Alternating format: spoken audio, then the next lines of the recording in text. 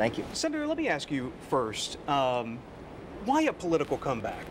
You left the U.S. Senate in January 2007. Now you're running for a state office. What is the drive or the passion that makes you say, all right, I need to re-enter the political arena? Yes, great question. I get that question from people. It's the same passion that caused me in 1976 when I ran for prosecuting attorney to run for prosecutor, because I saw there was a problem in that office. What I learned as a county prosecutor really shaped my career, working with victims, working with police, dealing with law enforcement problems, seeing the anguish that victims had.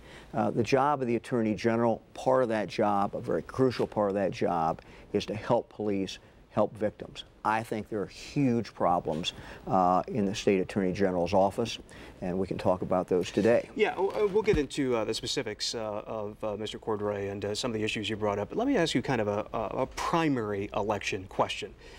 It seems like during the Reagan era, pretty much everybody was included under the Republican tent. Blue-collar Democrats, libertarians, social conservatives. And then something happened in the 90s, and they coined this phrase, Republican in name only, or rhinos. Conservatives in the state, prior to the primary, kind of pointed to your Senate record, the Gang of 14, the vote against drilling in Anwar.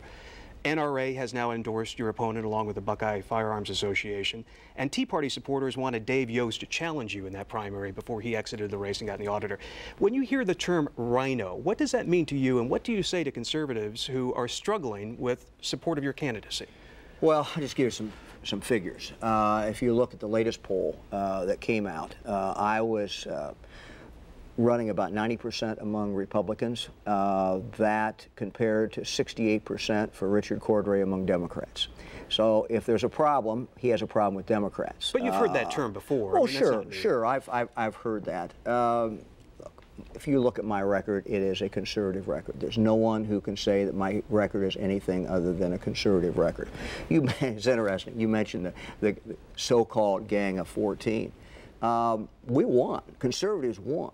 And we won because people like me put that together. What were the end results of what we did? The end results were we got Roberts, we got Alito on the United States Supreme Court. What we did enabled the president to put people on the bench who are true conservatives, and they've been consistent in that regard. Are you concerned, though, Senator, that kind of thinking among some Republicans, Tea Party or otherwise, might hurt your party in the general election this year because they might think the ticket's not pure enough, whereas the Democrats may not be energized, but the Democrats that are active are certainly supporting the incumbents? Well, again, Bill, I'll go back to the statistics, and every single poll that's come out, it shows that I'm doing just fine. In fact, I'm doing as well among Republicans as anybody else on the ticket is, and that the incumbent, in this case, Richard Cordray, is not doing that well among Democrats. So he has a Democrat problem versus Mike DeWine having a Republican problem. But, you know, we can talk about the past. I want to talk about my vision for the future of where the Attorney General's office has to go. We have to fundamentally reinvent state government. We have state government today that is a mess. It's a mess in Washington, and it's a mess here. We have to rethink how we do everything in government. We have a problem at the State Crime Lab that is run by the Attorney General. It is a problem, and it should make every Ohioan mad when you wait 11 months, a rape victim in Marietta, Ohio, a young lady who was a student there. Somebody broke in, the assailant broke into her college dorm, raped her. It took the state attorney general 11 months to process that DNA. And what that means is the guy was loose for that period of time. Heavens knows what else he did during that period of time. Those of us who have been prosecutors, and the incumbent has not been a prosecutor, but those of us who have been a prosecutor know that the repeat rate, the recidivism rate among sex offenders is very, very high. When they finally got this guy, he was already locked up. He'd been locked up for another crime that he had committed in Hamilton County. According to the Attorney General's own statistics, they have well over 60 cases that are over 6 months old. That has to change. They're running at about a 50% efficiency level in that crime lab, and it's really kind of the poster child for what's wrong with state government. I thought that their records show, though, that they had brought down the wait time for DNA testing. Here's what they've done, and it's their statistics. Within the last week, the Attorney General has said 3 different things on statistics. We don't know where they are. He said, well, we're only behind 45 days. Then he said, he told that to the Youngstown Vindicator. Then the Cleveland Plain Dealer, he said, we're 71 days behind. Then in a debate with me yesterday, he said, oh, we're all caught up. That's not, all anyone has to do is go talk with prosecutors around the state, and they will tell you, we have an inordinate delay, a very long delay. There's case after case after case. And they're running at an efficiency level that we think is about 50% compared to a regular crime. Senator, it's a problem. It's a management problem, and it's real people who were affected. And there are crimes that are committed in this state every single day because people are out of the crime lab. Just to be clear, because people are loose because the crime lab hadn't done its job. Do you have a definitive? So if you're elected, is there a definitive? It won't take longer than 6 months for any case? Well, you're going to have to start working on it.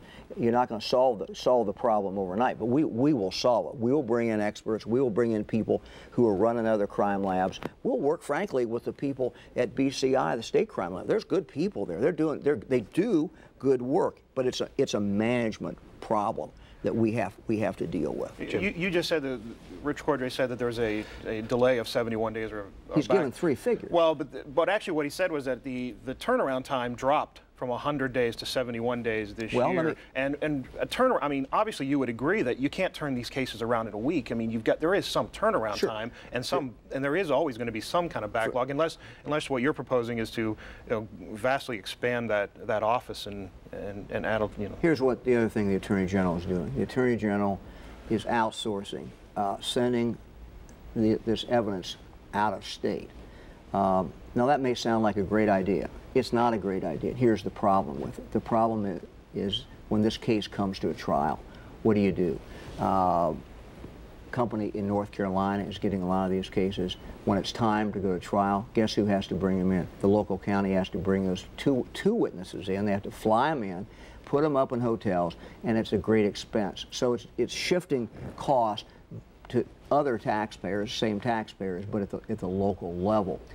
If anyone will go out and simply talk to prosecutors, you can look at the Attorney General's own survey. He did a survey which he is touting, which he says shows that we're doing okay. Over 50% of the people in an open-ended question who answered this says what we need is faster turnaround. According to his own records, he's got over 60 cases. Well, wouldn't prosecutors always want faster turnaround, though? I mean, they would want it tomorrow if they get it, and I can understand that. Prosecutors are reasonable people. There is a problem at the state crime lab. The Attorney General is trying to solve it with one-time money and not going, which is federal dollars, and not going to the real organic problem that's in there. That's a question of how the place is run and the management. Look, this problem did not, look, let's be fair. This problem did not start with Richard Cordray, but he's not going to take the actions, and it's not going to be a priority. I'm a former prosecutor. I understand the priority. We're going to get it done. All right, Senator, we have to take a break. In just 20 seconds or less, do you support the Ohio Republican Party's complaint that Mr. Cordray has tried to hide some of his campaign expenses? Well, it's a complaint that's filed by two parties, Summit County and Franklin County, and we can talk at length about it after our break. But yes, there's a huge, it's not my complaint, but it's an amazing campaign that he has run with absolutely no expenses for months and months and months. He's got a fundraiser out there who never shows up any place on either an in-kind contribution or any place else. Yeah, they're moving money around all over the place. All right, Senator, we'll ask the audience. You mentioned that money had been shifted around in the campaign. I want to clarify that, in your view, what's happening in the Richard Cordray campaign? Well, it's very complicated what he's done. But the interesting thing to me, for months, well over a year, they had virtually no expenses in the campaign. Now, I don't know what the explanation is of that. They're raising money. They weren't paying a fundraiser. And what usually happens is you have, if an other party is paying, it has to show as a in-kind contribution. They were not showing that as an in-kind contribution. So he had a fundraiser that never showed up. You couldn't find postage stamps on there. You couldn't find hardly anything, any expenses. And what what he did, he came up, Ohio has a law that says that you cannot carry over more than $200,000 from one campaign to another. So last February, they had a carryover problem. And what they did is they shifted, what Richard Cordray did is he shifted money to the Summit County Party, the Franklin County Democratic Party, and to the state party. And now that money is starting to come back. So at the very least, it's you know, certainly not keeping with the spirit of the law, and I think is a shocking thing for a person who is the Attorney General of the state of Ohio to be doing. Let me ask you the practical implication of this. He's got $3.5 million cash on hand, you just over $2 million. That's a huge money advantage. Do you worry about that in the next 85 days? Well, we're going to be fine. We're 12 points ahead in the polls according to the last poll. We are raising money. At the last reporting period, I raised almost twice as much as he did. I raised $914,000. He was at $499,000. So clearly the momentum is going our way. I start with much higher name identification, about 93% name identification. He was at 40 some name ID. So it's going to take him a while to even build up that name recognition. So, you know, you always like to have more money. But the good thing, I think, is that we are receiving money from so many more people. His money is coming almost exclusively from the party, labor unions, and from special counsel who he has given business to. You talk about improving the crime lab. Won't that take more money, and where will that money come from? And you talked about the outsourcing some of the DNA testing. I thought some of that was due, they needed specialists. Will you have to hire your own specialists to, will this be a big expansion? No, Bill, most of the outsourcing is not due because they have to have specialists. They've outsourced some in the state of Ohio, the Miami Valley Crime Lab. They've outsourced some, which is what I really complain about, to North Carolina. They had federal money, one-time money. They're outsourcing this to try to catch up. It doesn't. Rich Cordray speaks highly of his office's work on behalf of consumers. Just in the last week or so, I think he got about 200 complaints and sued a driving school up in Northeast Ohio, which had been taking fees from customers, but then shut down and did not provide actually any driving instruction. You have criticized him for suing small business owners in an attempt to just to gain publicity. How would you approach this differently? Is he spending too much time in this area? Or every Attorney General has an obligation by law to vigorously enforce the Consumer Practices Act. It is an expansive law in the state of Ohio. The Attorney General has significant responsibility. I have never hesitated going against bad people. I did it when I was a county prosecutor. I will do it as Attorney General. What I have said is that the Attorney General is the attorney for every agency in the state. And when one of those agencies comes in, whether it's the EPA or whoever it is, to our office and wants to sue a small business, and these are not all consumer practice issues. These are violations of whatever the regulatory agency thinks has been violated. We'll enforce the law. We'll go after bad people. But I think you have to go through a process, and the process should be working with that agency and working with that business to see if the problem can be dealt with.